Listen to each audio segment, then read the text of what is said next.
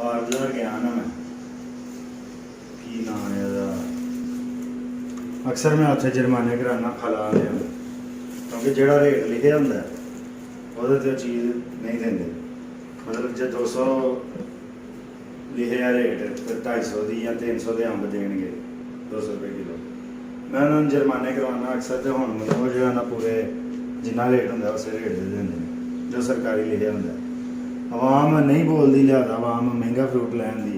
मेरा एक दोस्त भी बंदा बोलन का कोई फायदा नहीं कोई नहीं बदलता आवाम का भी यही सोच है कि नहीं बदलता लेकिन मेरी सोच है कि जोड़ा भी बोलेगा वो वास्ते बदलेगा ज़्यादा लोग बोलेंगे तो सब वास्ते बदलेगा। अच्छा तो वो मैं तो सस्ता फ्रूट तो सस्ती सब्जी लेना जो सरकारी रेट होंगे क्योंकि मैं बोलना वा जो महंगा लिया जुर्माने कराना अज एक टमाटर वाला जोड़ा है ना टमाटर का रेट से 68 रुपये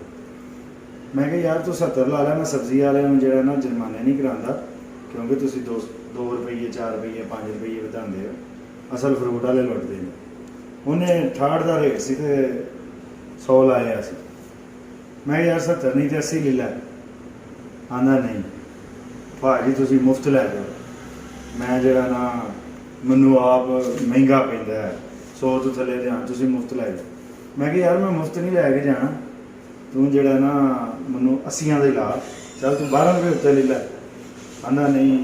तुम मुफ्त ही लै जाओ मैं क्या ठीक है दे मुफ्त मैं मुफ्त फड़ लिया मैं गया अगों फ्रूट लैन फ्रूट शूट लैके तो जो मैं बाहर निकलन लगा तो मेरे पीछे पीछे इंज आया जिमें मेरे पीछे नहीं आ रहा उंज ही बाहर निकल रहा तो आंदा भाजी ले ले फिर मैं कि यार ले लै पैसे ना इन्नी जिद कर तो भैड़ा पै गया आंदा दे दिओ तो मैं कड्ढे 180 देना पे उन्होंने मैं पहला वो नहीं उन्हें ले तो मैं जेब च वेख्या तो मेरे 140 रुपये मैं 140 दिते तो लैके वापस गया इन्हों का यही इलाज है सब्जी वाले का भी फ्रूटा वाले का भी जोड़ा सरकारी रेट है वो लवो जे कह के भाजी मुफ्त लाइए तो मुफ्त लाया यह कहानी है बोलोगे तो बदलेगा इंशाअल्लाह।